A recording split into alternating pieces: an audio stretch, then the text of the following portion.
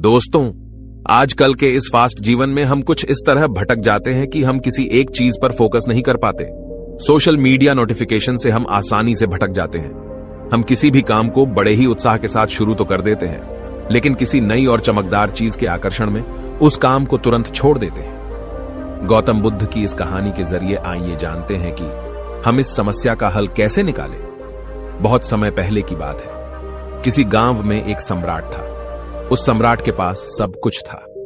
बेशुमार दौलत थी, अच्छी प्रजा थी जो उसका ख्याल रखती थी, उसके आदेशों का पालन किया करती थी, और वह भी अपनी प्रजा का खूब ध्यान रखा करता था। उन्हें कभी किसी चीज की कोई कमी महसूस नहीं होने देता था। कहने को तो उस सम्राट के पास सब कुछ था, किसी चीज की कोई कमी नहीं थी, लेकिन उसका मन कभी किसी एक काम पर नहीं टिक पाता था।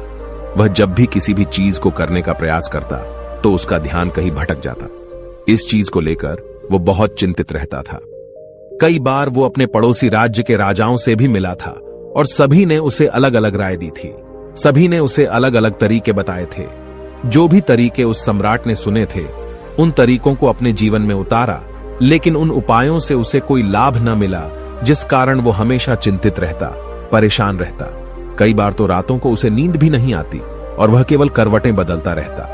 एक दिन सम्राट के कानों तक एक बात पहुंची कि उसके राज्य में एक ऐसा असाधारण व्यक्ति है जिसके शब्द अनमोल हैं, जिसके एक एक शब्द में जीवन का रहस्य छुपा है, जीवन का सत्य छुपा है। और उस व्यक्ति से मिलने के लिए लोग दूर दूर से आते हैं, क्योंकि हर व्यक्ति की समस्या का समाधान वह बड़ी ही सरलता और आसानी से करता है। यह बात सुनकर सम्राट बहुत प्रसन्न हुआ। उसे लगा कि अब उसके सवालों का जवाब उसे मिल जाएगा। इतनी तारीफ सुनकर सम्राट ने यह तय किया कि वह तुरंत ही जाकर उस व्यक्ति से मिलेंगे और उसे यह भी पता चल जाएगा कि जो लोग उनकी इतनी तारीफ कर रहे हैं, क्या वह सच है या नहीं। अगले दिन सुबह सुबह वह सम्राट उस व्यक्ति से मिलने के लिए निकल पड़ा। रास्ता थोड़ा सा लंबा था, जिस कारण सम्राट ने बीच रास्ते में थोड़ा सा आराम किया। वहां पर उपस्थित हर कोई उस व्यक्ति के बारे में जानता था। जब सम्राट ने उनसे उस व्यक्ति के बारे में पूछा तो वे लोग उस असाधारण व्यक्ति की खूब तारीफ कर रहे थे। तभी सम्राट ने सोचा कि लगता है यह व्यक्ति बहुत बुद्धिमान है, बहुत पढ़ा लिखा होगा और प्रभावशाली व्यक्ति होगा, अन्यथा हर कोई उसकी इतनी तारीफ नहीं करता।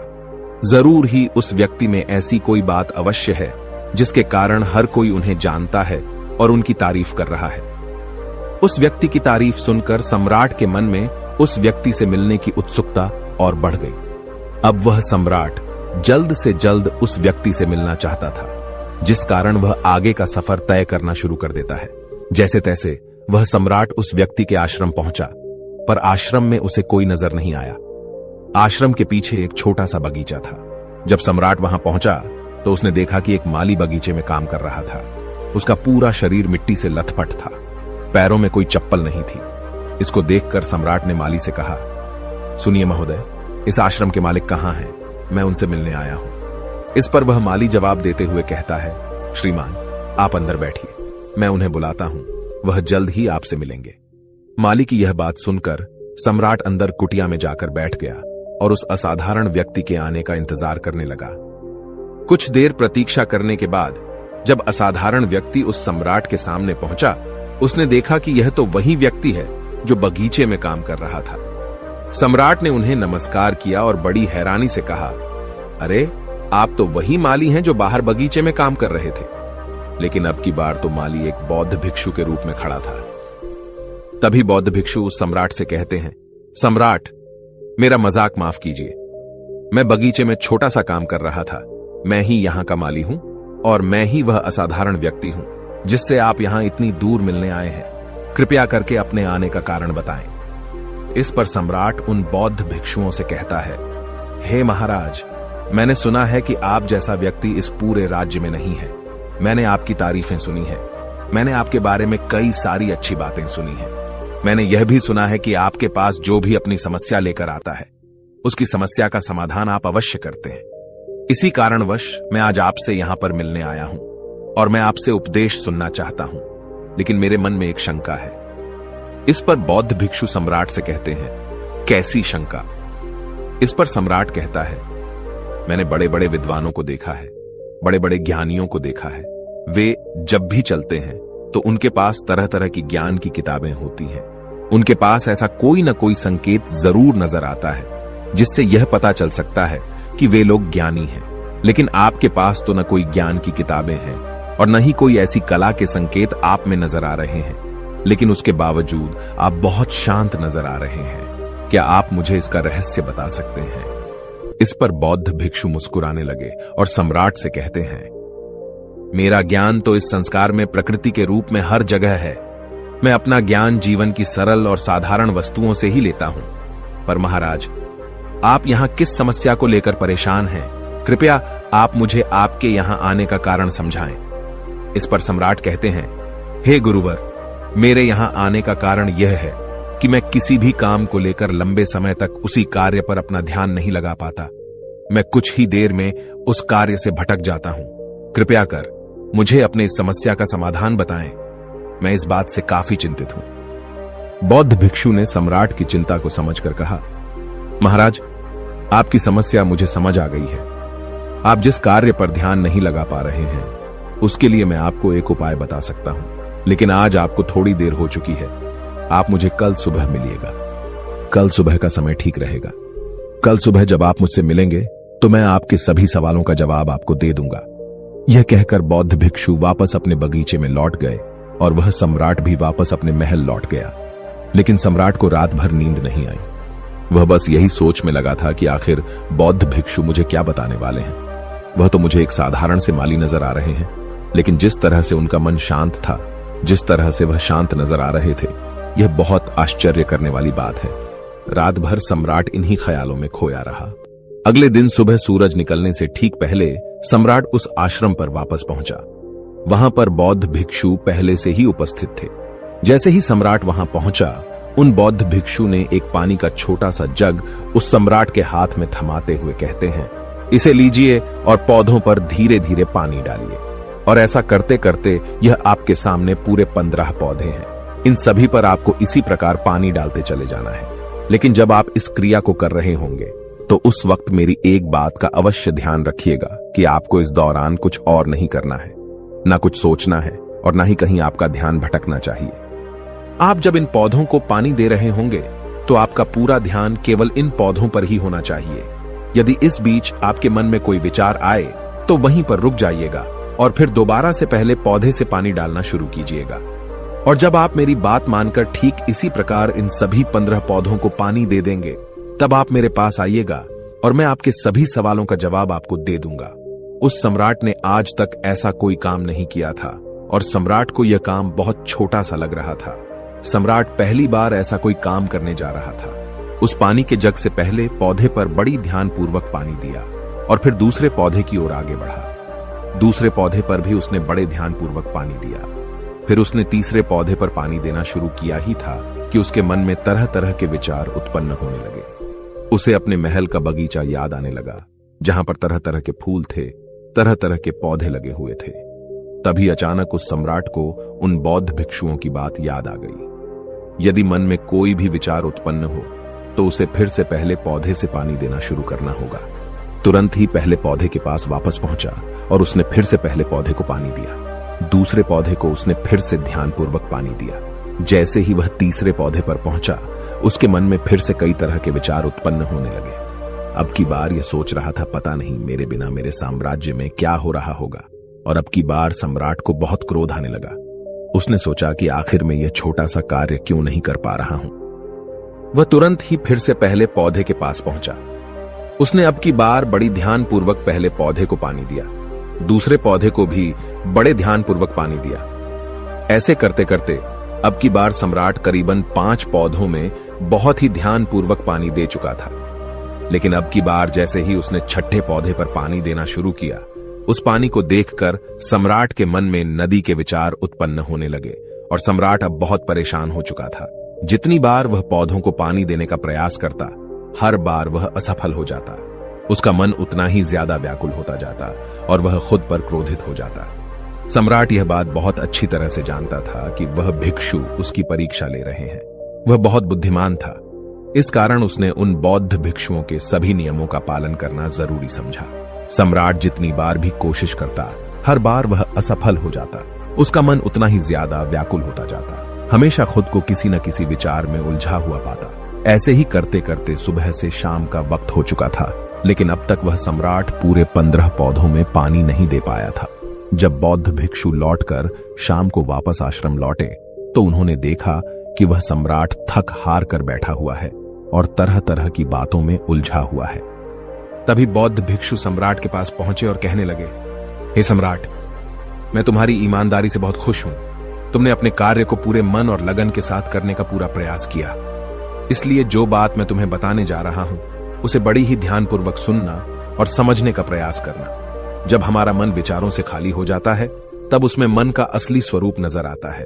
तब साधारण से साधारण सा काम भी हमें ज्ञान और शांति देता है। इस पर सम्राट उन बौद्ध भिक्षुओं से कहता है, हे महाराज, पर यह कैसे संभव है? मैं तो जब भी कोई कार्य करता हूं तो मन में कई तरह के विचार उत्पन्न होते हैं और मैं उन विचारों में फंस कर रह जाता हूं और वहां से बाहर निकलने का कोई रास्ता मुझे नजर नहीं आता। तभी बौद्ध भिक्षु मुस्कुराने लगे और सम्राट से कहते हैं, हे सम्राट, तुम पौधों में पानी नहीं डाल रहे थे, तुम तो जल्दी जल्दी अपने इस कार्य को बस खत्म करना चाहते थे। तुम्हारे मन में तो यह विचार उत्पन्न हो रहा था कि तुम जल्दी से जल्दी इन 15 पौधों में पानी दे दो और उसके बाद तुम मुझसे मिल सको, मुझसे अपने प्रश्नों का उत्तर जान सको। किसी कारणवश यह कार्य तुम्हें बोझ सा प्रतीत हो रहा था, मानो मैंने तुम्हारे कंधों पर एक बड़ा बोझ रख दिया हो, और यही कारण है कि तुम अपने आप को इस पल में रोक नहीं पाए। जब हमारे सामने पड़ा हुआ कार्य बोझ लगता है तो हम उसे बस जैसे तैसे खत्म करना चाहते हैं और उस काम को करते समय हम अपना पूरा ध्यान उस कार्य पर नहीं दे पाते। किंतु अगर तुम इस पल की महत्व को समझ पाते, इसके महत्व को महत्व दे पाते और केवल पौधों और पानी पर ध्यान देते तो तुम्हें कोई भी विचार परेशान नहीं कर पाते। इस पर सम्राट कहता है, हे महाराज, मुझे आपकी यह बात समझ में आ रही है कि मैं जल्दी जल्दी इस कार्य को खत्म करके आपसे मिलना चाहता था, जिस कारण मेरा मन इस कार्य में पूरी तरह से नहीं लग सका। लेकिन यह एक पल है जो हम जी रहे हैं, उस पल में रहना बहुत कठिन है। क्या मुझे इसके लिए कोई तपस्या या तप करना पड़ेगा? इस पर बौद्ध भिक्षु एक बार फिर मुस्कुराने लगे और सम्राट से कहते हैं, जिस शांत मन की तलाश तुम कर रहे हो वह शांत मन तो पहले से ही मौजूद है, वह तो पहले से ही तुम्हारे भीतर है। इसके लिए तुम्हें कहीं भी जाने की कोई आवश्यकता नहीं है और न ही तुम्हें कहीं शांत जगह जाने की आवश्यकता है। इसके लिए कुछ जरूरी है तो वह है अपनी सांसों पर ध्यान देना। इसलिए अपनी सांसों पर ध्यान देना सीखो। हम किस तरह से सांसें ले रहे हैं और किस तरह से छोड़ रहे हैं, इस बात को देखने और समझने का प्रयास करो। तब तुम्हें यह समझ में आ जाएगा कि तुम्हारा शांत मन तो तुम्हारी सांसों के साथ ही बना हुआ है। उसके बाद तुम चाहो तो कोई भी कार्य करते वक्त भी अपनी सांसों पर ध्यान दे सकते हो। जब तुम कहीं चल रहे हो, कहीं दौड़ रहे हो, कोई ऐसा कार्य कर रहे हो तो तुम्हें अपनी सांसों पर ध्यान देना चाहिए, या कोई भी ऐसी क्रिया जो तुम्हें वर्तमान से जोड़े रखे। इसका एक और तरीका है, 2-4 मिनट अपने आसपास के प्रकृति पर गौर करो। देखो कि क्या चल रहा है तुम्हारे आसपास। इससे तुम वर्तमान में आ जाओगे। फिर तुम अपने कार्य को जल्दी जल्दी बस यूं ही खत्म नहीं करके उसे पूरे मन से करने का प्रयास करो, जिससे तुम्हारा मन एकाग्र होगा। और जब तुम्हारा मन एकाग्र होगा तो तुम चाहे कोई भी कार्य क्यों न करो, फिर चाहे वह छोटा हो या बड़ा, तुम्हारा मन उसमें पूरी तरह से विलीन हो जाएगा और वह कार्य ही तुम्हें शांति और ज्ञान भी प्रदान करेगा। ऐसे समय पर हमारे मन में किसी प्रकार के कोई विचार उत्पन्न नहीं हो पाते, और जब हम ऐसा करते हैं तो कर्ता और कर्म एक हो जाते हैं और हमारे भीतर की जो शांति है वह प्रकट होने लगती है। हम उसमें मग्न हो जाते हैं। इसे तुम चाहे तो आनंद कह सकते हो या फिर वर्तमान में जीना कह सकते हो, और यह अवस्था बड़ी सरलता से प्राप्त भी कर सकते हो। बस तुम्हें केवल अभ्यास करना होगा। बौद्ध भिक्षु सम्राट से कहते हैं, जो मन मुश्किलों में शांत रहता है, मुश्किलों से भागता नहीं है, केवल सचेत रहता है, वह मन हर परेशानी को पार कर सकता है, हर दुविधा से बाहर निकल सकता है। सम्राट को उन बौद्ध भिक्षुओं की यह सारी बातें समझ में आ चुकी थीं। उसने उन बौद्ध भिक्षुओं को प्रणाम किया और वहां से वापस वह अपने राजमहल लौट आया। उसने अपनी सांसों पर ध्यान देना शुरू किया और धीरे धीरे इस निरंतर अभ्यास के कारण वह अपने हर कार्य को ध्यान और मन लगाकर किया करता था, जिससे उसे असीम शांति मिलती थी और वह छोटे छोटे कार्यों से भी बड़ा से बड़ा ज्ञान प्राप्त कर लेता था। इसलिए दोस्तों, कभी किसी कार्य को बोझ मानकर मत कीजिए, क्योंकि यदि आप उसे बोझ मानेंगे तो जल्दी जल्दी उसे आप अपने ऊपर से उतारने का प्रयास करेंगे, अर्थात उसे जल्दी जल्दी खत्म करने का प्रयास करेंगे। लेकिन इस प्रयास के दौरान आप जो भी कार्य करेंगे वह पूरे मन और लगन से नहीं हो पाएगा, और ऐसे में आप उस कार्य को जो अंजाम देना चाहते हैं, हो सकता है कि आप उसे अंजाम भी न दे सकें, और इसी कारणवश आपके मन में तनाव भी पैदा हो जाता है। हम चिंतित रहने लगते हैं, परेशान रहने लगते हैं, क्योंकि जो अंजाम हम उस कार्य को देना चाहते थे, अंजाम हम उस कार्य को न दे सकें।